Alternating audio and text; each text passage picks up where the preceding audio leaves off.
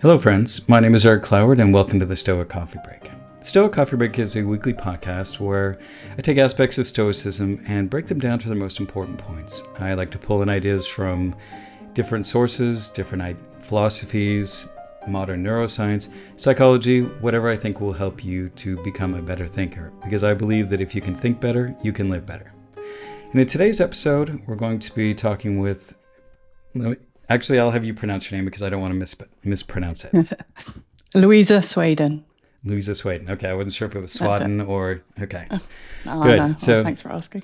yeah, so Louisa Swaden, she's the author of a book that just recently came out called The Stoic Writer. So we're going to be talking about Stoicism, about challenges, about obviously motorcycles, and see where this conversation takes us. So welcome to the Stoic Coffee Break.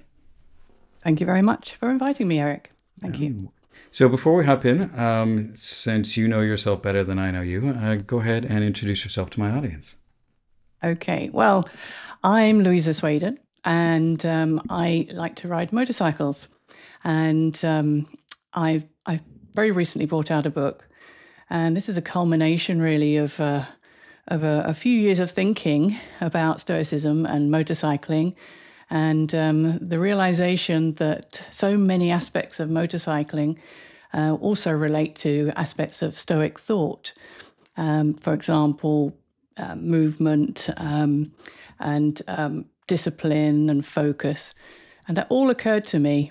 And I thought, well, I think there's a book in this. So I've recently brought that book out, and I'm hoping that it will encourage some other people to not necessarily take up motorcycling, but definitely take up Stoicism.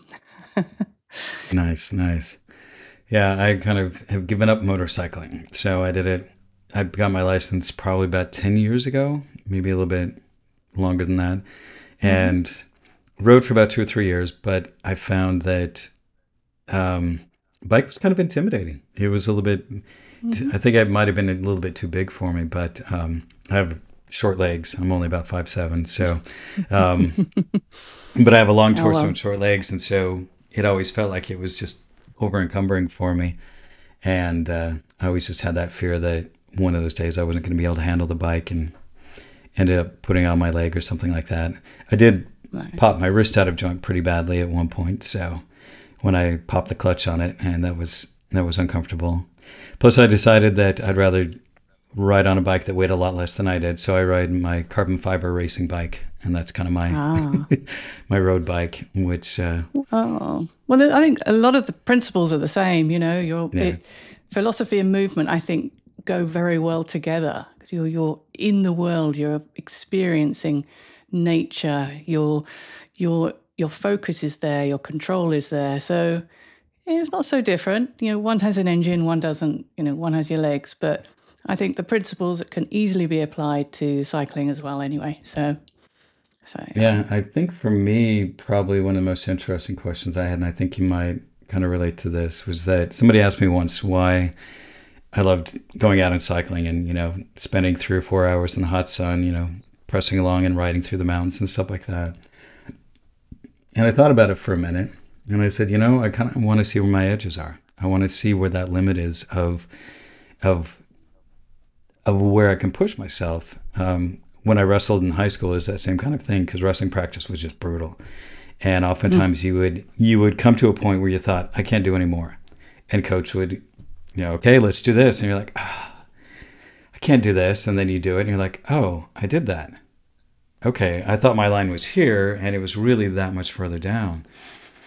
And when I was reading the first chapters of your book, I think that was kind of a thing that came through for me anyway, was that whole idea of like, this is where I thought my limits were. And when I got to that line, I found that, I can push this a little bit further. I can definitely extend that out. And I think we're often surprised when we do that, and when we come to a point and we're looking over that where we thought our line was, and it's like, I still got more tank in the gas. I can do this. It's amazing, actually. And I can speak from experience. I had a long break. I passed my motorcycle test when I was around 23. And about a week later, I found out that I was expecting. So That was it. Mm. And then I did not ride again. And for 24 years, I didn't want to risk an unborn child, and it just motorcycling wasn't really conducive to having a family life. You need the car, you need the vehicle, so motorcycling was kind of shelved, and then it got to my point in life when I wanted something more. I had this feeling in my stomach that I just was meant to have some adventure of some sort. And so I actually planned to do three things. I took a sabbatical from work, and I decided that one of those things would be to fly to Las Vegas, get on an Indian Scout, which is 1,000cc bike. And bear in mind that I hadn't actually ridden a bike for 24 years. And when I did pass my test, it was 125ccs. But I didn't let that stop me. So I thought one of the things was to ride on that, go through Death Valley, go to Yosemite, to the West Coast Highway, down from San Francisco down to Hermosa Beach. So that was first part of that adventure. Then I'd always wanted to see the Panama Canal. I'd been involved in maritime for quite some years, and it just amazed me that it is a wonder. It's sort of considered one of the wonders of the world. And it's a fascinating subject, and it was just being widened at the time. So I thought, I can get there just in time to see one of the largest vessels go through. And then I wanted to sail a bit. So I did a competent crew course and a day skipper course. And I decided that I would get on a yacht and sail across the Atlantic and end up in New York. And then I'd decide what to do after that. Well, of all of those things, the motorcycling had the biggest impact on me, of everything. And that was just incredible, because it was it was quite scary. And I think I only managed it because the type of motorcycling it was you're in a line, basically. You're in a line, you follow the guide, and you don't have to think too much. And the roads are nice and wide in America. They're not like little country lanes in the UK. And I managed that. Somehow, and I made the best friends. There's a real sense of camaraderie around motorcycling. But I overcame my fears, and I managed to get on the bike. It was quite an adventure. A few things happened on the way. Get on the bike, and then do the trip. And as soon as I got home, I thought, oh, I want to do that again. But it wasn't the same. So I got myself a bike. I got myself an Indian. But it wasn't the same. I had quite a lot of fear, and I would still say that I can be quite a fearful person, and I had to overcome that. And as you say, it's a question of getting to your limit and then going a little bit further and then a little bit further each time. So I can attest to that. It was a particularly slow process. At first, I wouldn't go more than sort of 50 miles an hour, even on motorways. So it was quite extraordinary how much further I did manage to take that.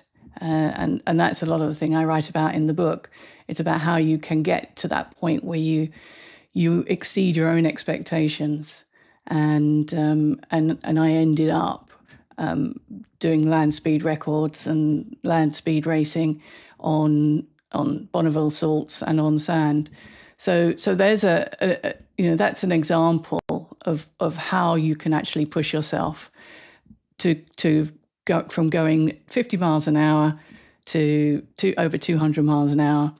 And that was just patience and incremental changes, incremental pushing, and the discipline that comes with not accepting fear as something that limits you, or your own thoughts for that matter. And there were some incredible moments in my journey where I had to face my fear, and I had to push myself past it. So yeah, obviously it was the same for you with cycling. Yeah, I can't even imagine doing 200 miles an hour on a motorcycle. So, and like I said, I rode motorcycle for a while, and it was I think it was a 1200 cc engine. It was pretty big. That's Um, big. Yeah. yeah, it was a cruiser, but yeah, and that thing could pick up and go super easy. So like, doing 90 miles an hour on that wasn't hard, especially when you're that light. But I can't even imagine doing Mm. 200 miles an hour. So when you're in that space, do you ever? I mean, for me, when I imagine being in a space like that where I'm moving that fast, I mean, do you ever worry about just all the little things that could go wrong on the road? Stray rock just happening to be in the wrong place, or a bird flying along and smashing into the front of your Mm. motorcycle. No, no. And there's the reason why not. And I talk about this in the book under the chapter, where you look is where you go, right? So Mm. this is I don't know whether you're taught this on road cycling, but where Yes. you put your attention, that's where you go, right? So when you're riding a motorbike and you're sort of doing a figure of eight, the place you don't look is down. Or you're going around a corner, you look at the vanishing point, right? Because if you look over the edge of a cliff, if you look towards the edge of the road, that's where you'll go. And I figured it's the same with your thoughts.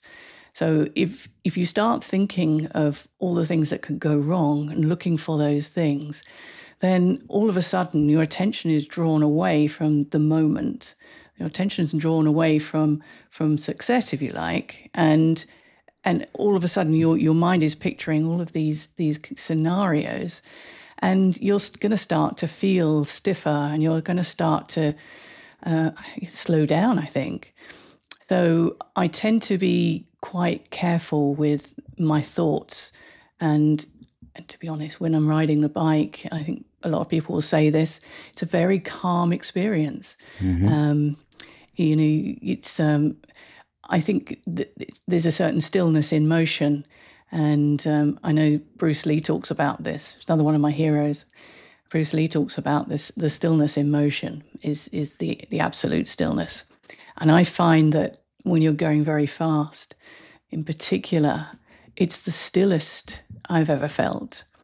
It's a beautiful sense of presence, and all the chatter is gone. Your mind is just wholly there, and it lasts for a split second, but an eternity at the same time. You know. Yeah, no, I can relate to that. When I got divorced in 2006, my Zen time to deal with it was to go out riding, and I was putting in, Mm. 150, 200 miles a week on my bike, and Wow. yeah, it was just, I would ride into work 2 or 3 times a week, and then take the long way home, and do a 40, 50 mile ride all the way back home, and it was just, and it would take me about 2 to 3 hours, but it was, and it was hard to explain. I'm like, it was very Zen Mm. because basically when you're on the bike that you can only do one of two things. You can either focus on what everything that's going on around you, which you're out in nature and you see everything there, or you're kind of in your mind but you don't have anything else, and you're just constantly kind of moving back and forth between those Mm. things. And and I found for me that was just very calming and very relaxing, and it was just how I dealt with a lot of the stress and the sadness and the grief that was going on at that time. It Mm. was just Mm. being out in nature and just getting in that flow. And one of my favorite things is when you're riding along and everything is just right. Like for me, it's when my legs are pumping, my breathing is just right. I'm on a nice flat, and the sun is shining, the weather's great, and the smell of clover is coming over the road, and it's just this amazing moment, and everything is just in sync, and you just, Yeah. yeah, and it's that perfect flow state. And I Mm. just, Mm. yeah. Oh, it's So lovely when you get there. I Mm. understand that feeling. So, Yeah. but so with doing all of that, are you still racing now, or is that something that you kind of did and then took a break from, or is that something you're continually doing? Yeah. No, I've took a break from it. I wouldn't rule it out in the future, but in fact, the book has taken up a lot more of my time, and I took Hmm. up a hobby as well. So I'm quite a. I think I put it down to I from a very young age I was very interested in the world and interesting in all the things that one could be, and I at a very young age, I thought it's not enough time to do all the things that I would want to do. So I decided, well, look, instead of, obviously, I can't trust reincarnation. It's going to happen. So I'm going to have to try and fit more than one lifetime into one life. And that sort of stuck with me. So as soon as I got the opportunity, I took the sabbatical, and then I took up the motorcycling. And then I thought of other things that I would like to experience. And one of them was actually powerlifting. So recently I've taken up powerlifting, well, in the last 18 months, as I wanted to feel like what it would feel like to be a competing athlete. So I took that up. And now I thought, what would it feel like to become an author? So I'm constantly reinventing myself for the love of life, really, for the love of experience, because I just think it's just such a wonderful thing to be alive and the planet. And if you don't listen to yourself, limit yourself, then why not? Why not at any age? Why not take up something new? Do that thing that you always wanted to. Why not? Don't let anyone tell you can't. And there's another one of my things. One of the reasons for living is really to try and convince other people to not just shelve all of their ideas for their life, because time is so precious and we don't know how long we've got. Obviously, we've all got to work. We've got to do these things. But there are things you can do at weekends. For example, the first land speed record that I got, I bought a bike off eBay blind. And because I didn't really know what I was doing, I got this opportunity to go to Bonneville, which sort of happened just by chance, but through one conversation with a lady that I had when I was in Italy. And I got the chance to go to Bonneville, but I'd never ridden on a sports bike. And so I got some advice for some friends of mine. And they said, well, if you're going to race on salt, you need to race on sand, because that's the next most sort of equivalent sort of terrain. And I thought, okay, well, how do I do that? And they said, well, you need to get yourself to this place called Pendine Beach in Wales. And I thought, okay, great, I'll do that. So when's the next race meeting? Well, there's 2 a year, and the next one's in 10 days. So in that 10 days, I had to just quickly find a sports bike. So I just bought one for the same price as a mobile phone. And I got myself a race license. I got myself a leathers. I got myself some boots, all within 10 days. And that's how I managed to get to Pendine Beach and do that run. And it was literally a week's preparation that I had. So it doesn't mean, it doesn't have to be a grand gesture that you change your life, that you quit your job and go sailing around the world. Not everyone can do that or wants to do that. But if you've got a dream, don't put it off, because I've seen too many people who have postponed what they wanted to do in their life and never got the chance to do it. So I'm hoping that this book will convince people that you really ought to consider life a memento mori, as the Stoics say, because remember that it is limited, and that isn't a morbid thing. That is to remind you that this is fleeting. This is transient. Nothing lasts forever. We don't. Our health doesn't. So if you've got those things now, have those experiences. And it might just be, your thing might just be that you want to go and volunteer for a charity. It doesn't matter. It doesn't matter the scale of it. I've chosen things that are quite sort of daring and slightly, I don't know, I think I've partly chosen them because they are vehicles, if you like, for my message, which is you're never too old to take up something, and you should seize the moment and follow that instinct that you've got in your stomach telling you now's the time. I've always wanted to do this, and don't let anyone tell you can't. So, Yeah, no, definitely. I always talk about kind of the two sides to memento mori, which is that, you will die, so do what's important. You will die, nothing's important. Nothing's so big that it really truly matters, because in 100 years, who's going to remember that thing you were worrying about on, last Tuesday? Nobody. yes, Nobody yeah, cares. exactly, yeah. It's But that, yeah, it's kind of a dichotomy of the memento mori for me anyway. It's kind of the way I see it, yeah, is that, yeah, nothing matters, but everything matters. yes, yes. And I think from a young age, I've always wondered what life was all about, what's the point of it, and I came to the conclusion there is no point but to live. Hmm.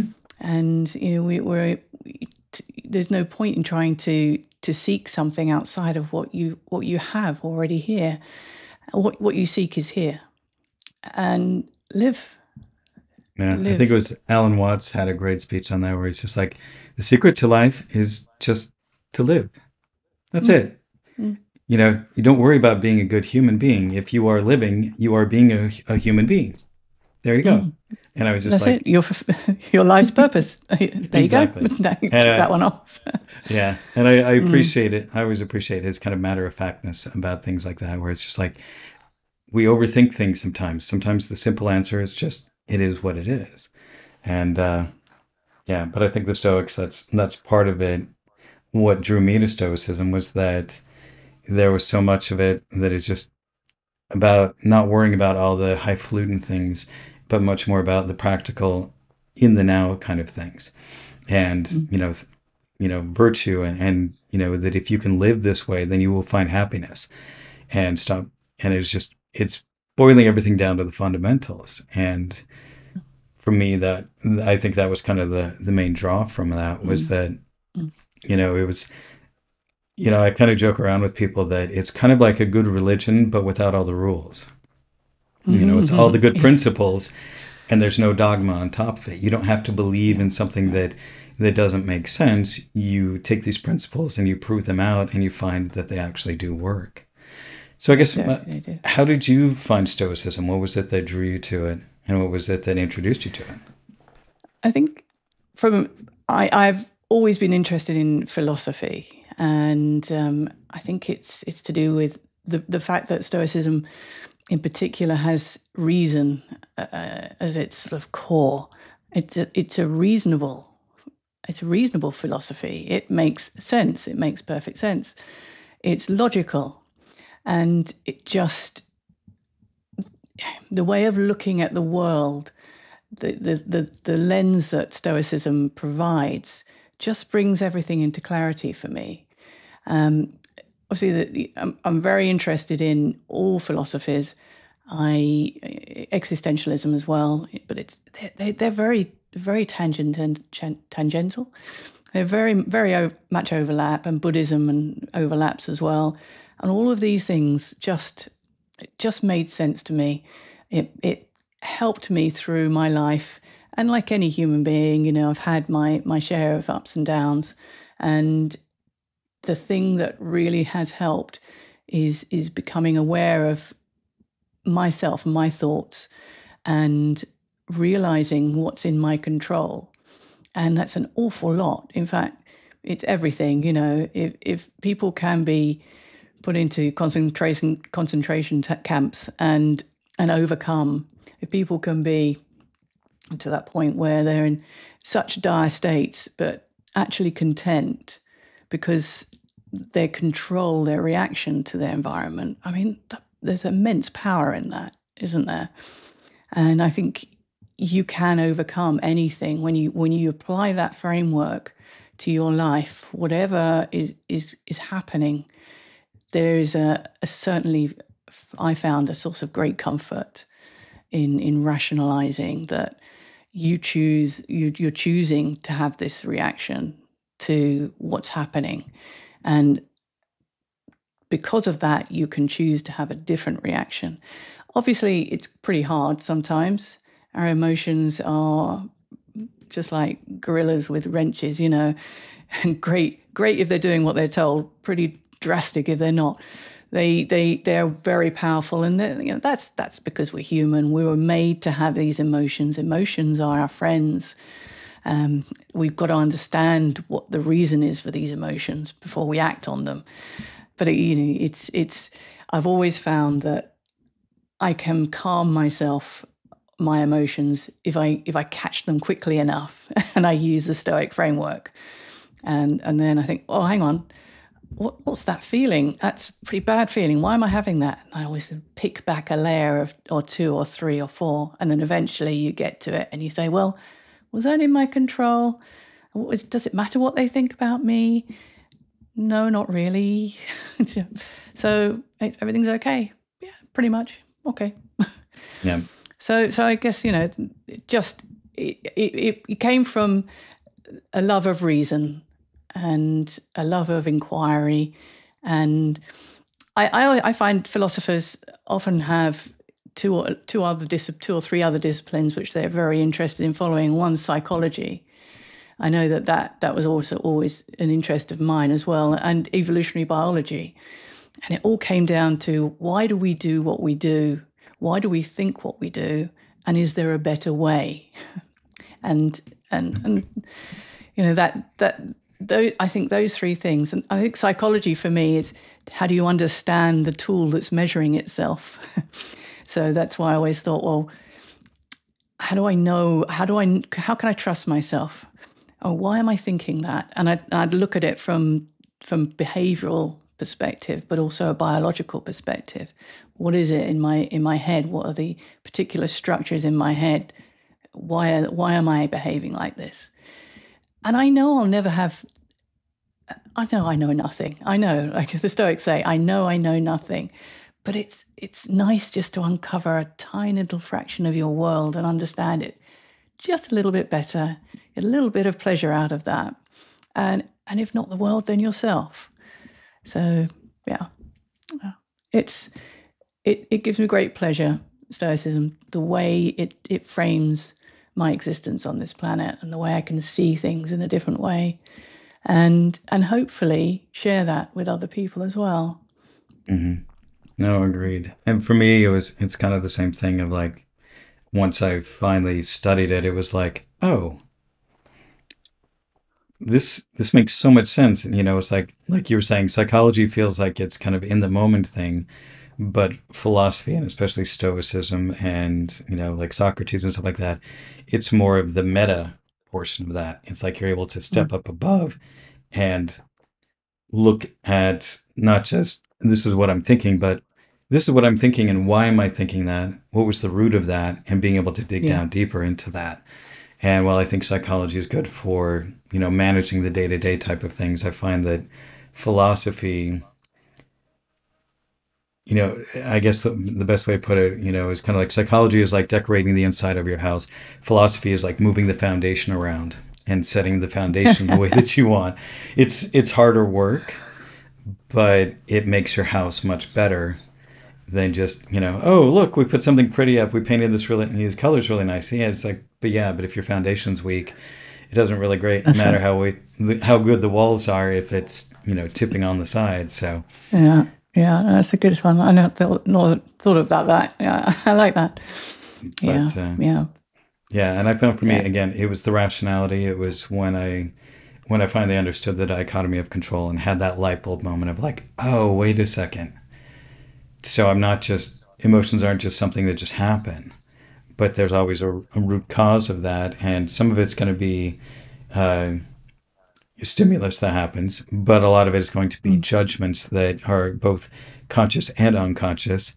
And while I may not be able to control the unconscious ones, I can control the conscious ones, and then go back and uncover some of those unconscious ones and see if I can change those over the long term, and see Mm. if I can help to change some of those reactions. And for me, that was the biggest thing, because I felt like there were many times where I wasn't in control of my emotions. That, I felt like, why are these things, why do I feel this way? These things are happening to me. My emotions are happening to me, Mm. and not they're Mm. happening from me.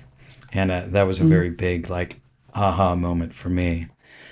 So is Mm. this something that you taught your kids? Have you turned them into mini Stoics?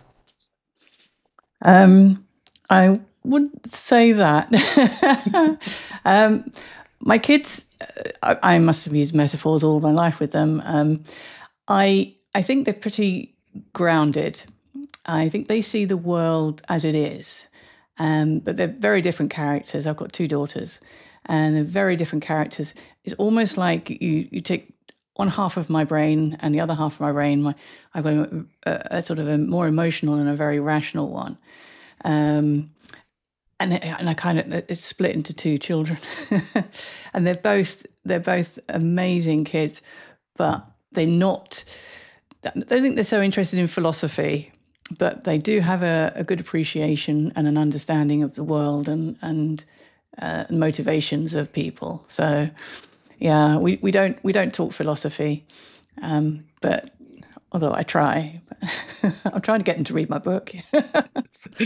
Yeah, same with mine. My kids are the same way. I'm just like, have you read my book? Oh yeah, I guess I should order that. And I'm like, Yeah, and now I brought order back it. some, yeah, well, I brought back some copies You from make them pay Amsterdam. for it. Well, I was living in Amsterdam at the time when my publisher sent me the Uh, copies there. So I was like, okay. But now that I'm back here, I'll be like, here, read my book if you want.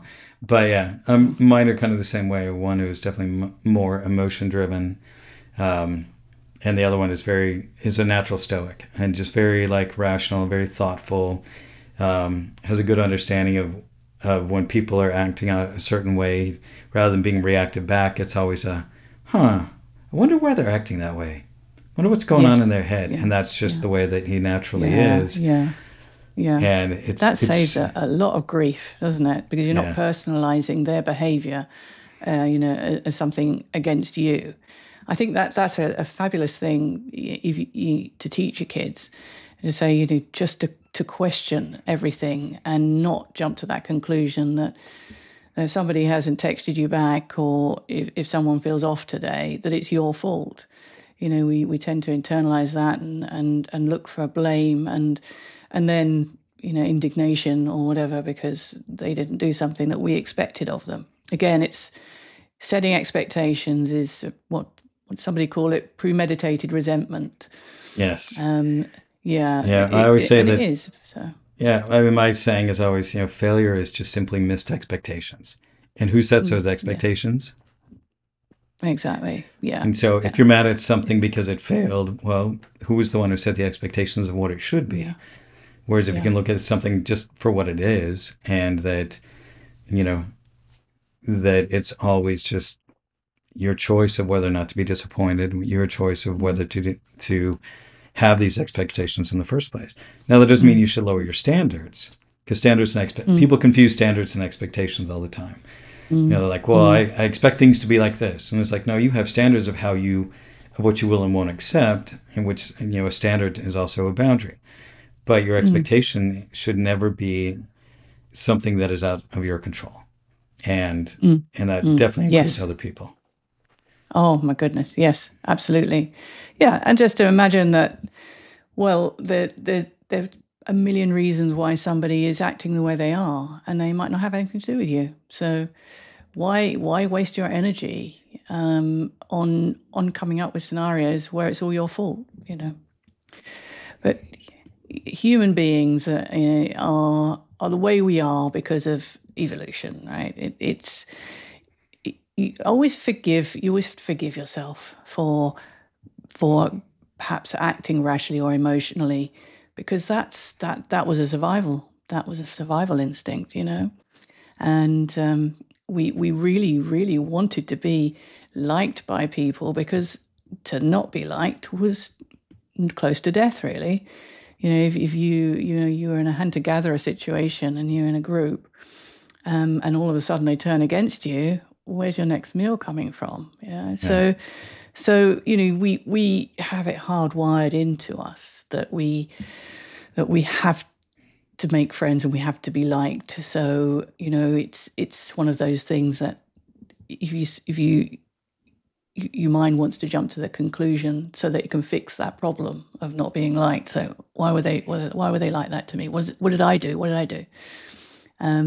But the trouble is we've not moved on very far, since those days, right? And we still have. There's plenty, certainly in some parts of the world. There's plenty for everyone. It's just unfortunate that not everybody gets the same shares of things, but certainly in our part of the world, there's plenty. But we still have those emotional reactions to loss, don't we? Because that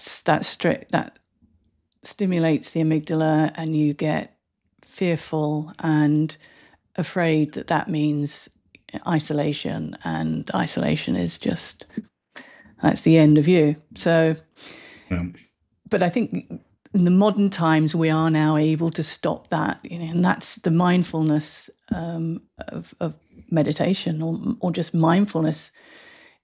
It helps to break that cycle before it goes too far down. I think I read somewhere that an emotion is just a load of chemicals, and that burst of chemical only lasts a few seconds. And it's only by us continuing to think of the problem that we continue that chemical release. So we might get a burst of fear, and then we ruminate on that burst, and then it just magnifies it, and it keeps it going. But if we can stop it and say, I'm afraid because this and this might happen. Now, how realistic is that? Not realistic, a little bit realistic. How can I mitigate that? Then you've stopped that spiral, and you've stopped that chemical from being released and actually getting worse and worse and worse. So, yeah. Yeah, and that's even hard. Like, I find that it's still challenging for me, even though I've been studying this stuff for 9 years now. There's still times where I get stuck in kind of those spirals, and it's like, and then I look back on it later, and it's like, well, why didn't I use the tools I have to be able to stop that and to do what I know? And but it's one of those things where, again, it's also that you need to forgive yourself, because you're never going to get it perfect, and you're always going to be continually working on that. No, and it's good if you just catch yourself a few times, because constantly, I think putting it into practice is so hard. I know writing the book's really been helpful to me, because it's reminded me, and it's been really quite therapeutic to me. And I used to, I had a joke at work once. I was working with some colleagues, and I think Spider-Man came out, and there's quite a lot of philosophy in Spider-Man, As with great power comes great responsibility. And I mean, we had a particular challenge at work, and I said, what would Spider-Man do? And now, instead of saying that, I say, what would Marcus Aurelius do? Practice is it's going to be a lifelong thing, but if it just helps your life occasionally, it's still going to be better than nothing, right? So, and I think what's so fascinating about meditations is, when you think about it, it's not about his conquests. It's not about all the great things he did. It's him facing his demons. It's him berating himself for not living up to his expectations. It's him trying to figure out why he feels so weak in different scenarios. And like, this guy was the most powerful man in the world.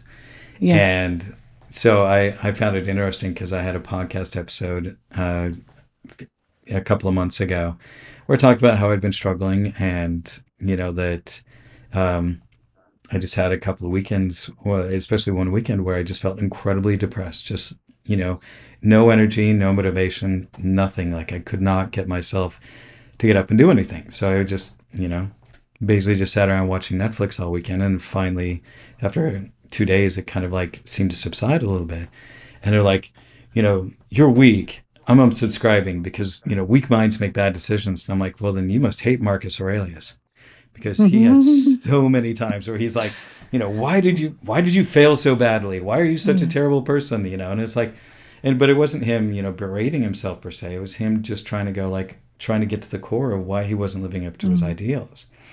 And so I was just like, and so I'm like, well, if you don't like me just saying I had a depressed weekend, then he must really hate Marcus Aurelius, because he struggled Yeah, with yeah, depression his whole life. That was yeah, just one of the things we yeah, get from that.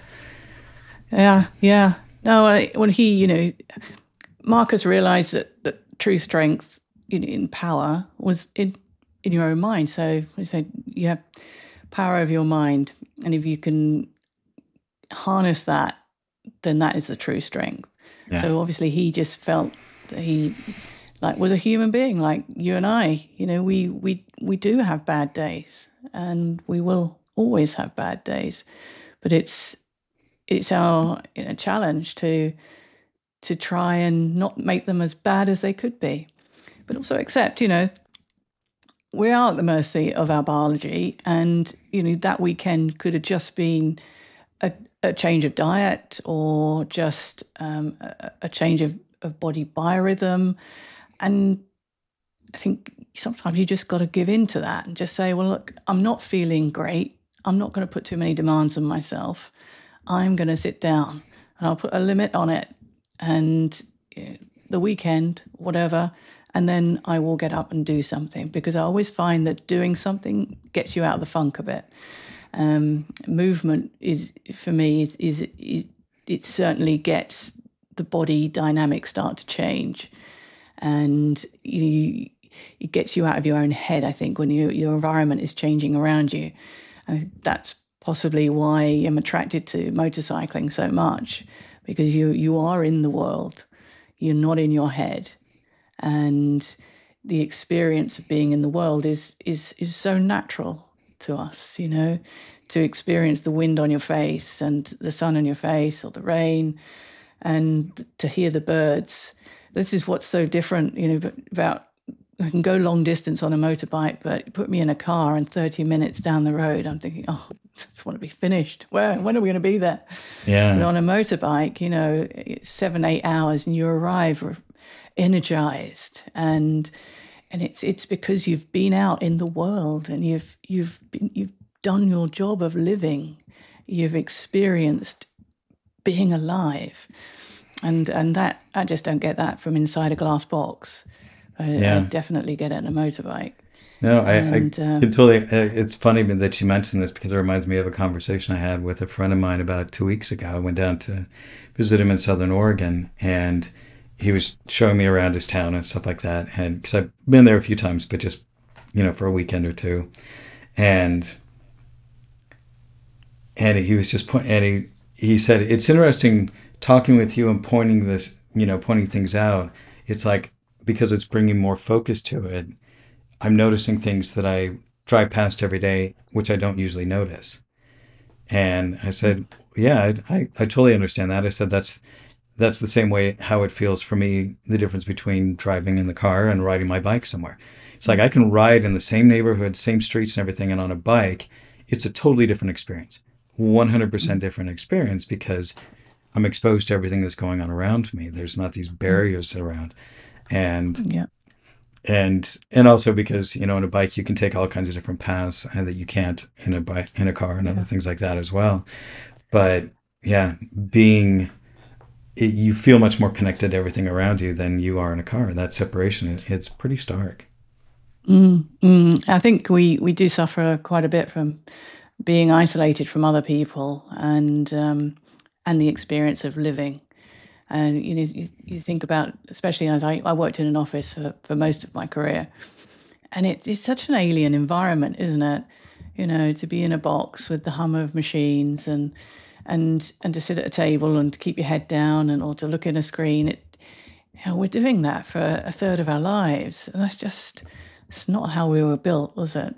We were built to be very tactile with our environment, and we were built to forage and have problems and solve problems out there in the world, rather than on a piece of paper or on a screen. So it's not surprising that we do struggle with feeling with loneliness for a lot of us, and that's Yeah. pretty epidemic. Um, it's because we've it's really unnatural, but we've normalized it in this century. That we've normalized this way of being, and I guess that's why I'm trying to encourage people to to sort of rebel a little bit from that. I I believe that we're often conned into working to sustain a lifestyle that other people tell us that we should have, and we unfortunately we're often told that, and fear is used quite a lot to sell us a lifestyle. You're missing out on something. You need to be seen as being a successful person. You need to drive this kind of car, wear these kind of clothes. So you get into this trap of making maybe good money, getting those things, and then having to continue to work to sustain those things. You're working for things. Whereas the sad fact is, the most precious thing is your time, and you're trading that for this thing. You're trading that for this house with more rooms than you need, and this car that you're then taking a mortgage out on.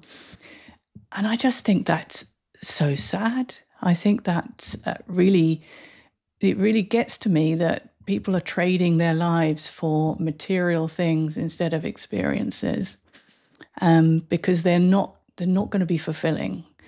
And and to focus on fear as a motivator for anything is to miss out on so much, right? There's two ways you can live your life. One is through fearful actions, and one is through love. And immediately you know what place you're acting from by your body. If you're acting from a place of fear, you'll feel this, I must, I should. All of these words will come in, and you'll feel very tight and constricted. If you're coming from a place of love, it's much more expansive. You feel a pulling, something's pulling you towards something. Whereas fear is making you hide away or change your behavior from something. It's a much smaller, constricting emotion. And unfortunately, which one sells the most? Unfortunately, fear. That's what we're drawn towards, again, because fear keeps us safe. Well, it did. It used to keep us safe from harm. But it's been kind of hijacked a bit, and that's a real shame. So I guess that whenever I get into a conversation with people, and this is what this book is all about, is about trying to realign people to see, almost just to open a door wide and just say, look out there, look what you're missing, look what you could have. And I hope to explain that as much as I can through my actions and what I'm doing, that you don't need the big house, you don't need the big car, you just need the time back, because it's very limited on this earth, and at some point, any point, this could be your last day. So it brings it into sharp focus, I think, when you understand the difference between living a life that's fearful and living a life that's loving. I think you can see it on people's faces. They look healthier. They look they're active. They're outside. They're doing what they love, and that is a good life, as far as I'm concerned. No, I can definitely agree with that. So since I've gotten back to Portland, that's one of the things I've tried to do is every day do some kind of activity, whether that's going to the gym or cycling. And those are pretty much my two things. And and yeah, it's nice because one of the things I found in Amsterdam was that because I was using an e-bike there, I actually lost a lot of the muscle that I'd had from years of cycling. And so when I got back, I found that, oh, wow, this is a lot harder to ride. It's like, okay, even though I've got a carbon fiber road bike, it was still just where I had been, just a year and a half before that, it was pretty dramatic. And I'm like, and I thought about getting an e-bike when I got back here, so I didn't have to get a car or something like that. And I'm like, no, I think I'm just gonna I bought a gravel bike so that way, I can put panniers on it and ride around and do all the things that I want to. Mm. as much as possible without having to use a car, without having to, put under my own power, because I find that I missed that. Yeah. And yeah, Mm. Well, the mind and the body are, are connected, interconnected, and it's if one is not at its best performance, the other one won't be either. yeah, It's I know the Stoics appreciated that. That you've got to look after yourself, and that's the discipline of it. You have to make this body serve you for your life. It's important to move.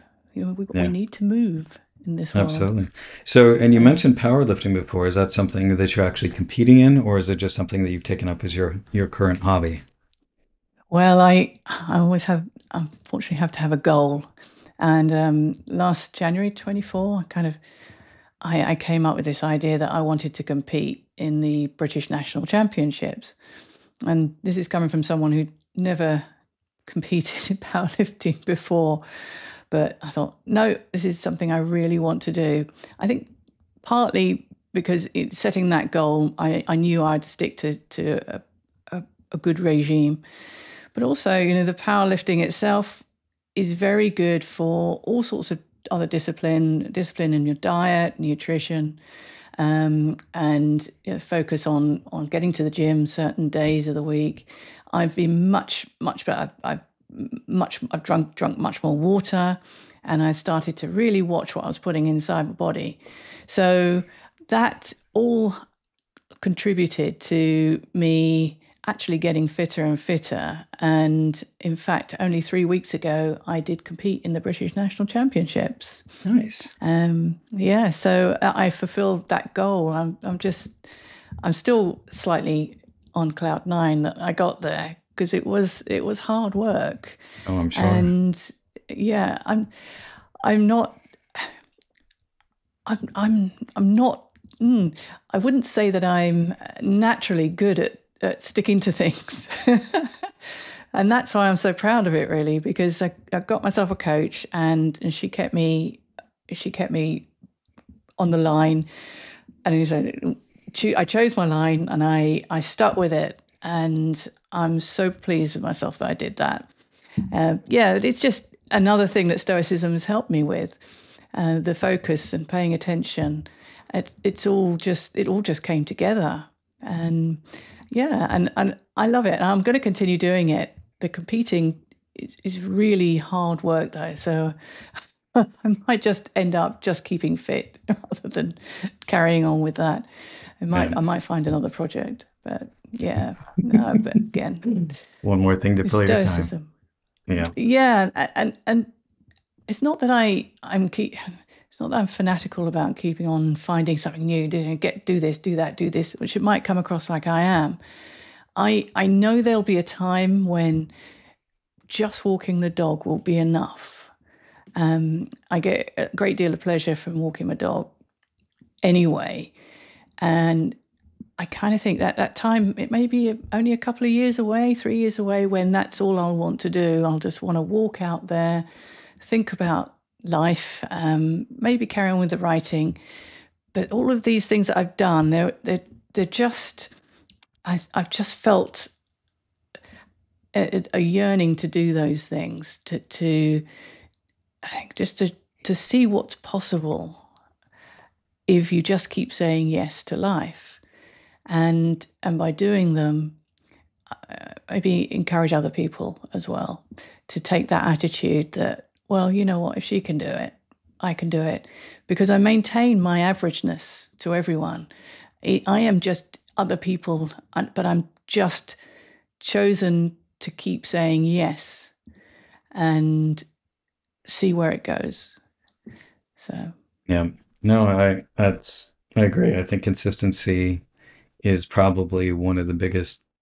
I think it's probably the most important trait in anything that you do.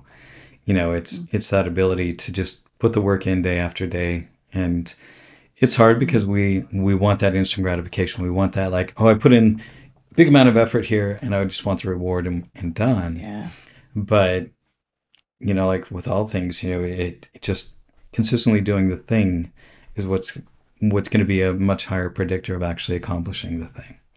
I mean, Yeah. Yeah. I mean, for me, Yeah. like the podcast, people are like, how are you so successful with the podcast? How do you get a big audience? How do you do all of these things? And it's like, I don't. I just do the thing and I keep doing the thing. Yeah. Yeah. And Yeah. that's more important, that I do the thing and how I do the thing, than the outcome of it, because I can't control that. I can't control how many people listen to it. I can't control how many people like it. Mm. I can't control, I mean, I could do it perfectly and they could still hate it. Which is Mm. kind of the whole point of Stoicism, is that you can't control your reputation, because you can do everything perfectly and Mm. people may still hate you, because they just, Yeah. for whatever reason, they disagree with you, and so they're going to hate you. Yeah. And Yeah. so with this, it's that same thing. It's like, I don't worry about how many people are listening. I worry about how good am I doing my podcast? Am I doing things that I like? Are they doing things that I want to learn? Am I putting ideas out there in a way that help me to grow as a person? Because I think if they're going to help me to grow and I can express them in a way that helps other people, it's that same thing, that I'll find my people, because it'll resonate with them. You know? Mm. Mm. Yeah. Yeah. Yeah. And I completely see what you mean. Yeah. You just got to do you, haven't you? Just keep showing up. And that's what happened to me in the gym. Then I must have hit a wall probably about a year in. And I Hmm. kept saying, oh, I don't think I can keep doing this. I don't think I can do it. This isn't for me. And then I just say, well, just one more, just one more, just keep going, Yeah. just do this 1 week. And then if you really want to quit at the end of the week, you quit. Just one more week. And then just all of a sudden the weeks just fell away. And then the rewards were there, I felt better.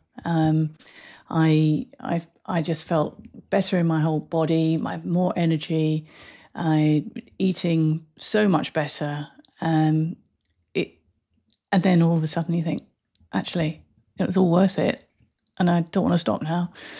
But yeah, that showing up regardless of really what the outcome was, that's great. Yeah, that's great advice. Yeah. And yeah.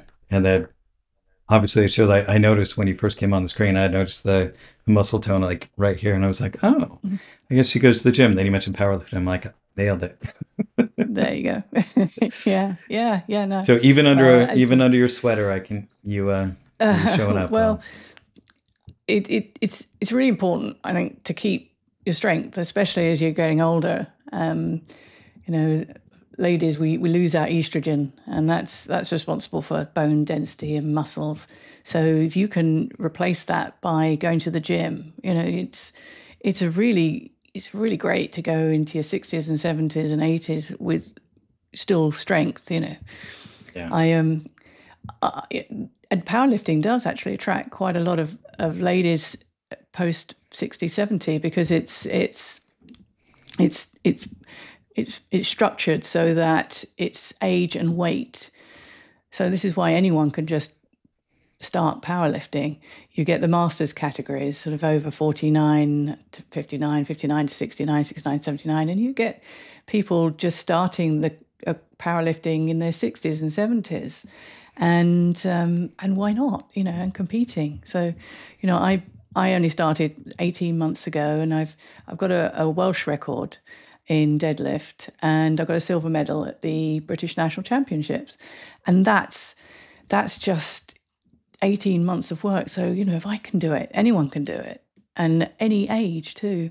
And it's so good for you, to stop your muscles atrophying. It's great. So I do intend to keep weightlifting until, well, the year dot, really. I just think it's an important thing to keep doing. Yeah. Mm. No, I feel very much the same way. And for me, it's just taken a few years of slowly rebuilding, because I've had so many like just old injuries. So Mm. I ruined my elbows from rock climbing when I was in college, and it's just taken, it's taken probably about 2.5 years of just active effort, of first just working with resistance bands and like rebuilding the whole foundation, to now where I can go to the gym and do curls without my Mm. elbows going, what are you doing? And there was a point, yeah, I remember years ago, there was a point where I would go to the gym and I had to be very careful of that, because if I strained them too much, I'd be out for 3 weeks. Mm. It was that tenuous of a thing. And now it's really nice, because over the last 2 years of really working on that, and just building that foundation. And that was going, weekly, several times a week when I was in Amsterdam. And then when I'm back here, same thing. And now I can go to the gym, do two, you know, two different exercises with curls and not even have to worry about it. And it's Mm. such a nice feeling. Mm. And I love feeling the strength. And, when Mm. you like, reach across and touch your, scratch your arm, you're like, wow, I like how that feels. Like, yay. Yeah, yeah, yeah. It's good. Yeah. But the other benefit to that is the people that you meet, and Hmm. especially the strength gym that I go to. But you there's a great connection between the people as well. We're all there. We all sort of understand what we're doing. We're all encouraging each other. It is a very good way of connecting, and there's that sort of Stoic principle where we are all connected. We're all leaves of the same tree, and I think we feel that when we're pursuing the same sorts of hobbies, and we certainly feel it in motorcycling. And there's a very strong bond between motorcyclists, a common bond. You're never alone. If you break down the side of the road, you won't be there for very long before someone else will come along, either in a car because they've got a motorcycle at home, or riding a motorcycle, and they'll stop and help. So there's all that the goodness that comes from it, and I think that's probably why I took to it more than the sailing. Sailing's fun, but when you're out there on the boat, you've got your crew and yourself. Excuse me. But with motorcycling, you are part of one massive family. Hmm. One of which is actually I'm part of this. I was part of this relay in 2019 called the Women Riders World Relay, and that's just starting up again this year. But that got thousands of women all over the world together, united. And we set about passing a baton all the way around the world from woman to woman. Um, and I got involved in that at short notice. It was a period of my life when I was trying to do as much as I could for other people. And I rang them up. I said, I know you've got the relay organized, but if you need any help. And they said, well, our Italian ambassador has just gotten sick, so we need an Italian ambassador at short notice. So the ambassadors are the ones that kind of get the girls together. They organize the route. And I had like 3 weeks to go. And I said, well, why not? Because it was I was getting used to saying yes. So I said, well, I'll handle that for you. And anyway, through all of that, I got to meet some wonderful women. And there's a family out there of thousands of women who will, at a moment's notice, if you rock up on their door, they'll invite you in and they'll make sure you're okay. And that's a very Stoic thing, that feeling that we're all connected, that we are all human beings, and we're all sharing an existence on this planet. That is very keenly felt in both powerlifting and in motorcycling in particular. I think that, again, that combats that isolation that we're talking about earlier. That combats that feeling that you are not part of anything, and that fear. But doing something, especially with movement, I've found with other people, I think it just gets this feeling of camaraderie really sparked, and that understanding that, oh, you're human too, you have fears too. I was a motorcycle tour guide for a while, and while I love motorcycling, I think what I love most was connecting with people on a deeper level.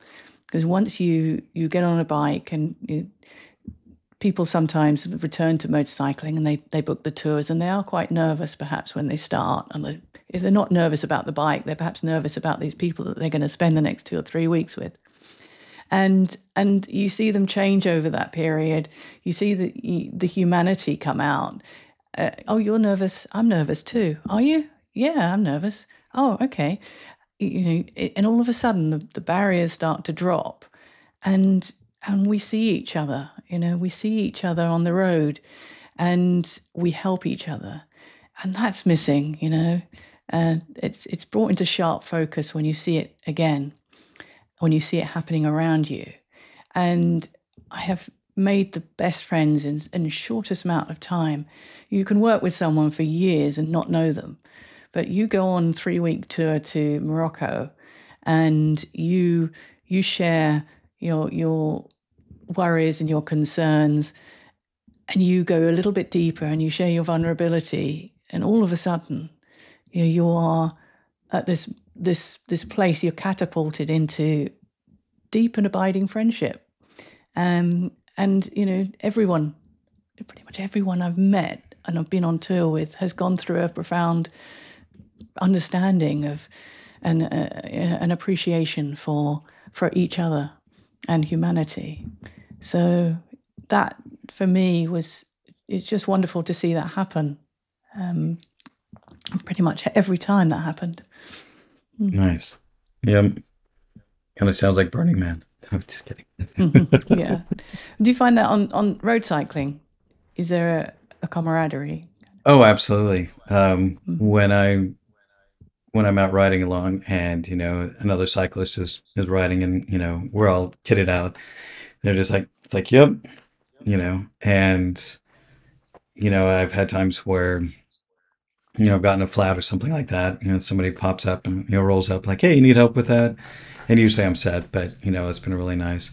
Um, and I've even had people who weren't, who were like, there was one time I was way out there and I'd forgotten my pump. And so I was like, and I don't know if I didn't have my phone on or if, I think I was still married at the time. And so I wasn't able to get a hold of my wife. And so it was just like walking along and I was like going to go to a gas station or something. And so these guys in a truck just pulled up and they're like, you need help? And I'm like, well, yeah. And they're like, well, where are you going? I'm like, oh, I need to get back to Hillsborough. And they're like, well, throw it in the back. Really? Yeah, we'll take you. And I was just like, okay, Yeah. just so. But I think that's kind of a Portland thing as well. But it's just, but definitely among cyclists, yeah. I mean, it's like you're riding along and immediately single each other out and wave. And there are different clubs that ride around here, and you get to be really good friends with people with that. But yeah, I think because I got into it because I was actually training for triathlons, and because I'd seen the Kona triathlon in 2003 and I was way out of shape and I was just like, I got to get back into shape. And that inspired me because these people were so hardcore and I was just like, this is going to be amazing. And so I tried that and I found that cycling was the thing that I liked most out of the three. And, I'm not a great runner. My body just does not like running. It just always feels awkward. I think there's been a very few times where I've hit that flow state when running. Whereas when I'm out riding, it's just like almost every time, just Yeah. hit that. Yeah. And then getting in with a cycling club. And it was just like, okay, this is just, I stripped off the other two and then just did cycling and done a Yeah. few centuries and which is probably one of the hardest things I've ever done.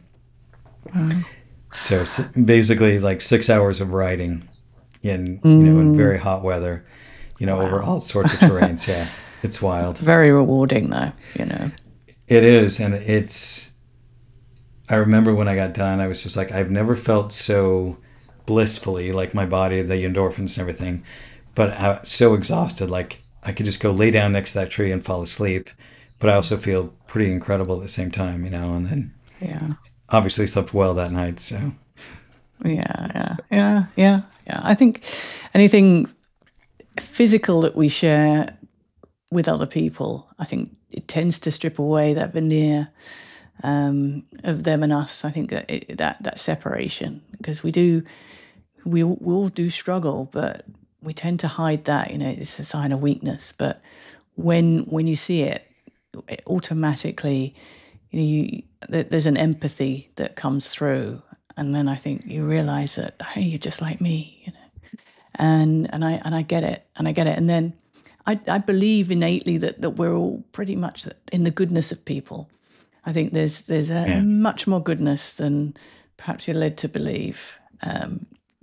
People will help each other, and I think that's something that unfortunately the fear factor and the media and and the way that it's hijacked a bit, and social media is hijacked in some quarters. It does kind of encourage that separateness, but I'm not sort of, I wouldn't say that social media is all bad. It is just the use that it's put to. That's, as with anything, nothing is good or bad until one thinks it's so, as Shakespeare said, right? Mm-hmm. And it's the use or the thought that colours it. Yeah. Yeah, that's very, very true. All right. Well, I think we're coming up on time here. Before we go, is there anything, last words you want to say? And also let my podcast listeners know where they can find more about you. Sure. Well, I guess the most important thing to me is the appreciation of time, as we mentioned before. Please, time is precious. It's limited, and if you just have something in your heart that you want to do, don't put it off. This is what I would say. Do the thing. You won't regret it. Okay. And, my book talks about this a lot. It's they're called The Stoic Rider, Philosophy in Motion. And if you want to follow my exploits, you can find me on Facebook as the Existential Biker. That name came up to me in a dream. But it's all about the fact that, existentialism is about choice and agency, and you do have a choice and you can change things, and it's up to you. So please ride safe, be safe, and live well. All right. Thank you so much. Thank you so much for being on my podcast. My pleasure. To my podcast listeners, thanks for joining us for this conversation. And we'll see you next time. And as always, be kind to yourself, be kind to others, and thanks for listening.